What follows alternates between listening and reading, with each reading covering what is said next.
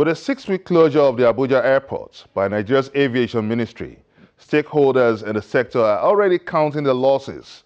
The Nigeria's aviation sector in a deluge of problems ranging from hiking aviation fuel, multiple taxation, forex scarcity, threatening collapse of airlines and lack of airfield lighting and navigation landing aids.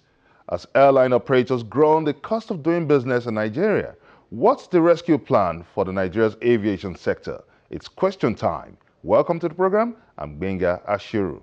You may also join in this conversation by sending us your comments on our various social media platforms showing on your screen. Could anyone tell us what happens to the 120 billion naira aviation intervention fund in 2011? In putting these issues into perspective, Channels TV was at the Nigerian Civil Aviation Authority. We met with the Director General, Captain Muhtar Usman. We began by asking him his response to the many challenges confronting Nigeria's aviation sector. NCA is a parastatal under the Ministry of Aviation. To correct it and put it in the proper perspective, it is under the Ministry of Transportation, Aviation subsector. Now, the ministry is not separate in the real sense of it from the regulatory agency, except that the ministry's role is one to provide policy as far as aviation is concerned, while the regulatory agency is to provide the regulatory service, both security, as aviation security, safety regulation, and of course economic regulation.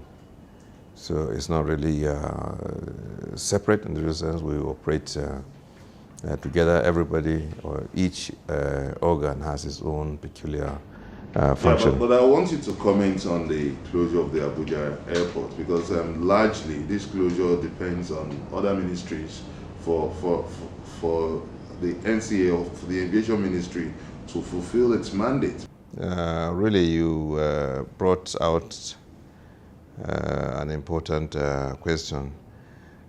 When it comes to the closure of the airport or a runway as a result of safety concern, it is the responsibility of the Civil Aviation Authority, if it's so determined based on international standard and best practices that that runway is not in a proper safety level order for us to allow operations to continue. But we should not forget that the airports, especially Abuja, is owned by the federal government through Federal Airports Authority of Nigeria. So it's not out of place for the operator to announce that they are closing as a result of work that is safety related, because they have determined themselves that they are not likely to meet that safety standard during the for continuous operation of that particular runway.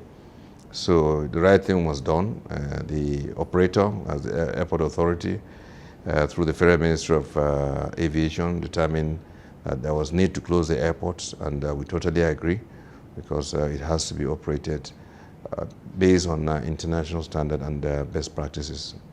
So it's not really out of place what the Ministry of Aviation did.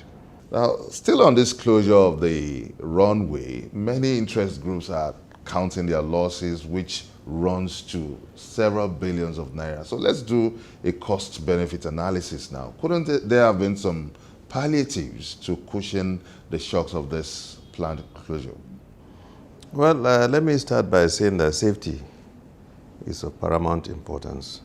There has to be safety in order for you to think of any economic benefits. But having said that, the palliatives have been on for quite some time.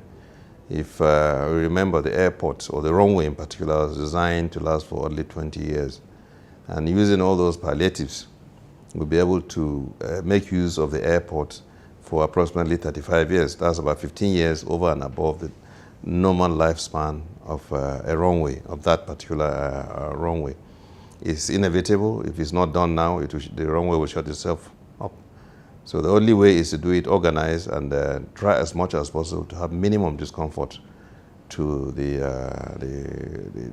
both the operators and also the users, those are passengers. Looking at palliatives now, which you highlighted earlier, the Kaduna route to Abuja is in a very poor state.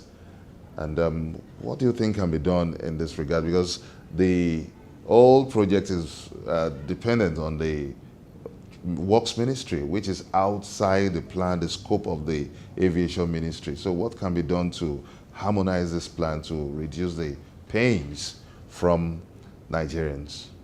Well, let me start by saying that we don't have frustrated passengers. We make sure that we don't have. That is why we are putting everything in place to ensure that everything works smoothly.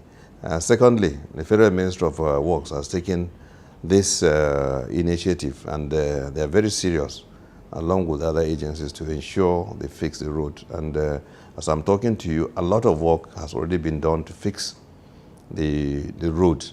The security also is being beefed up. The state government is doing their own bit also to ensure that everything works very well. So, in terms of reduction of losses, now, what are you doing to reduce these losses? Because these interest groups are crying out that they are going to lose several billions of nairas. Investors outcry and all that. So, what are you doing to minimize these pains? Well, really, I don't see any losses coming as a result of the closure of the airport, because an alternative has been designated. Government has committed a lot of resources to ensure smooth operation. People are being given the opportunity, instead of going by road, if they have to get to Abuja from a very far distance and so on. Kaduna Airport, the runway is up to international standard. It's been accommodating Boeing 747. It's a seasonal international airport.